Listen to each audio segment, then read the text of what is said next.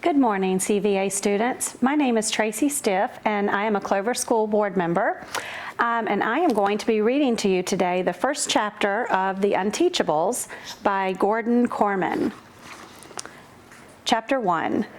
It's no fun riding to school with Step Monster, not with Chauncey screaming his lungs out in the back seat.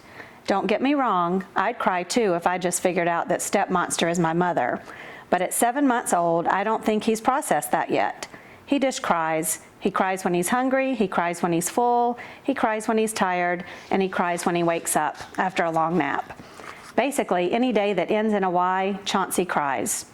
There also seems to be a connection between his volume control and the gas pedal of the SUV.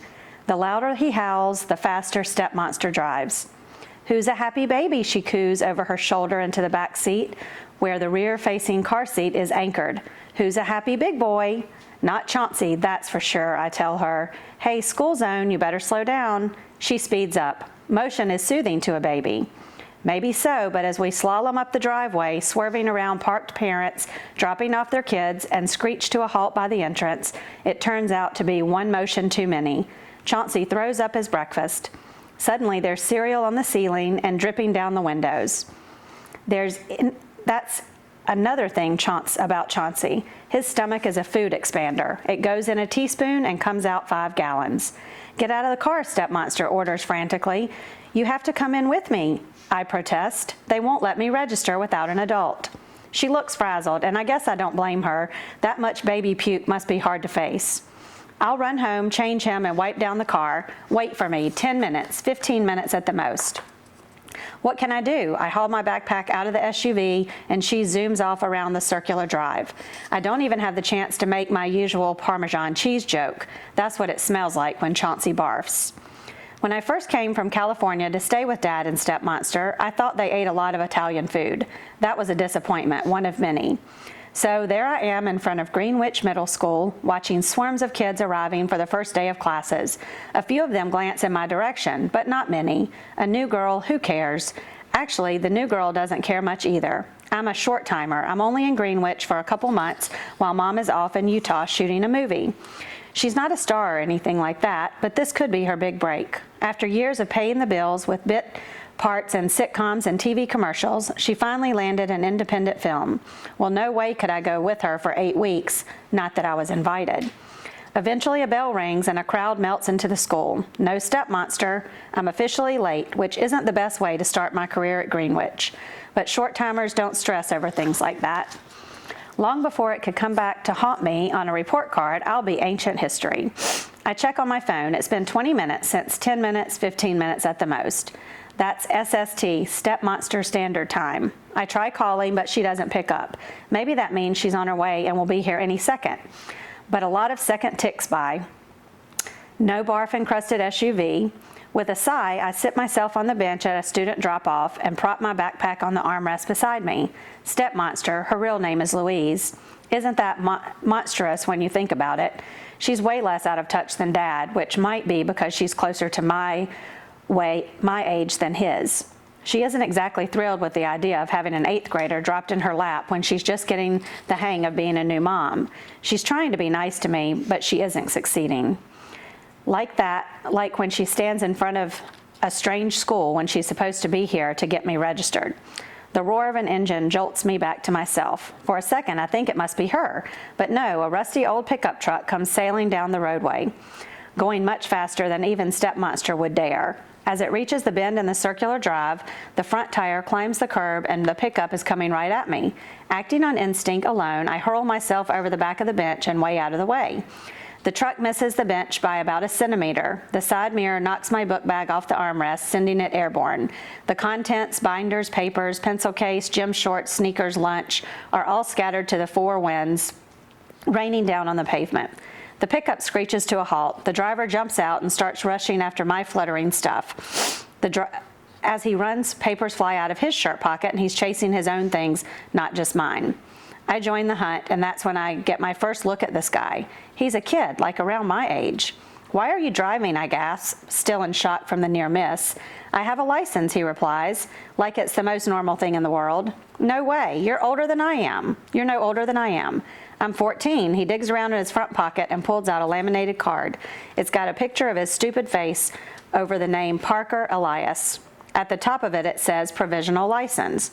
Provisional, I ask. I'm allowed to drive for the family business, he explains. Which is what, a funeral parlor? You almost killed me. Our farm, he replies. I take produce to the market, plus I take my Grams to the senior center. She's super old and doesn't drive anymore. I've never met a farmer before. There aren't a lot of them in LA.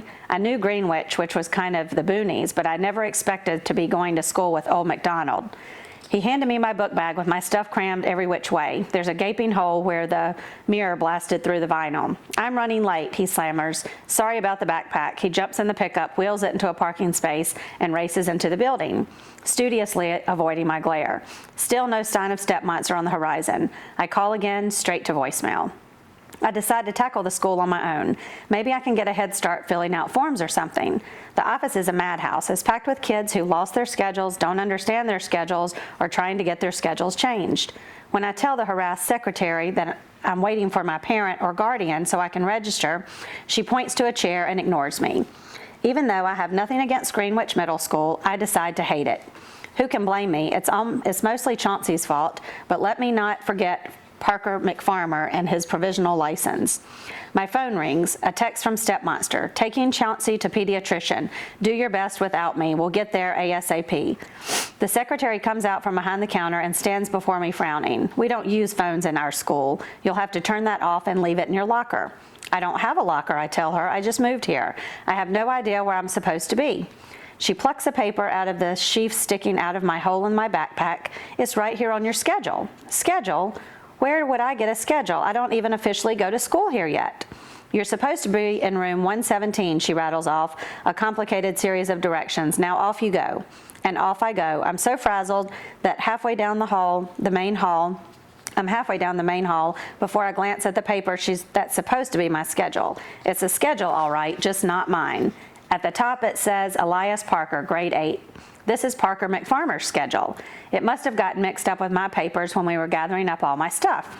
I take 3 steps back in the direction of the office and freeze. I don't want to face that secretary again. There's no way she's going to register me without Stepmonster.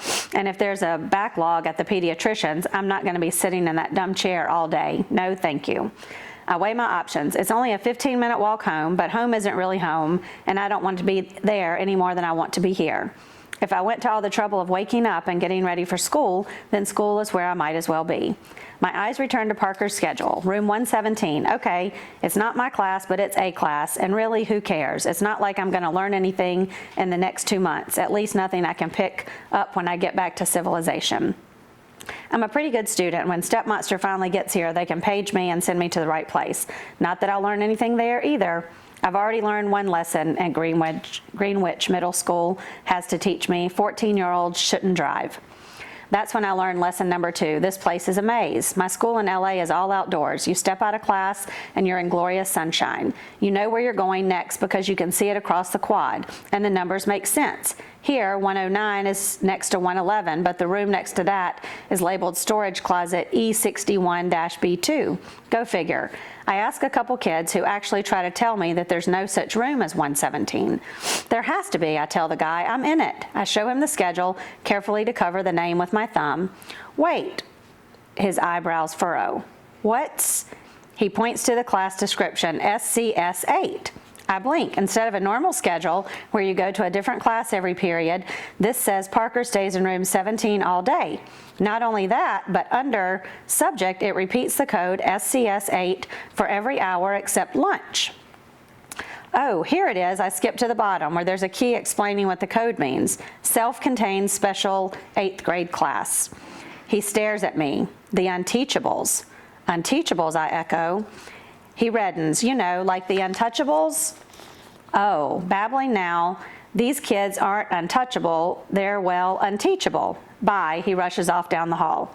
And I just know, I could read it in his face, but when I didn't even need that much information. Where would you stick a guy who can and Hittolate a backpack with half-a-ton pickup truck. The Unteachables are a dummy class. We have a couple of groups like that in my middle school in California too. We call them the Disoriented Express, but it's the same thing. Possibly every school has that. I almost marched back to the office to complain when I remember I've got nothing to complain about. Nobody put me in the Unteachables, just Parker. From what I've seen, he's in the right place. I picture myself sitting in the office all day waiting for Stepmonster to arrive, if she arrives. Chauncey's health scares, which happen roughly every 8 minutes, stress her out to the point where she can't focus on anything else. To quote Dad, geez Louise. He really says that, an example of the sense of humor of the non-California branch of my family. So I go to room 117. Turns out it's in the far corner of the school, over by the metal shop, the home and careers room, and the custodian's office. You have to walk past the gym and the whole hallway smells like old sweat socks mixed with a faint barbecue scent. It's only temporary, I remind myself. And since my whole time in Greenwich is temporary anyway, it's more like temporary squared. Besides, dummy class, Disoriented Express, Unteachables, so what? Okay, maybe they're not all academic superstars, but they're kids, no different from anybody else here. Even Parker, he's a menace to society behind the wheel of that truck, but besides that, he's a normal 8th grader, like the rest of us. Seriously, how unteachable can these Unteachables be? I push open the door and walk into room 117. A plume of smoke is pouring out the single open window. It's coming from the fire roaring in the wastebasket in the center of the room. A handful of kids are gathered around toasting marshmallows, skewered at the end of a number 2 pencil. Parker is one of them, his own marshmallow blackened like a charcoal briquette. An annoyed voice barks, "Hey, shut the door. You want to set off the smoke detector in the hall?" Oh my God, I'm with the Unteachables.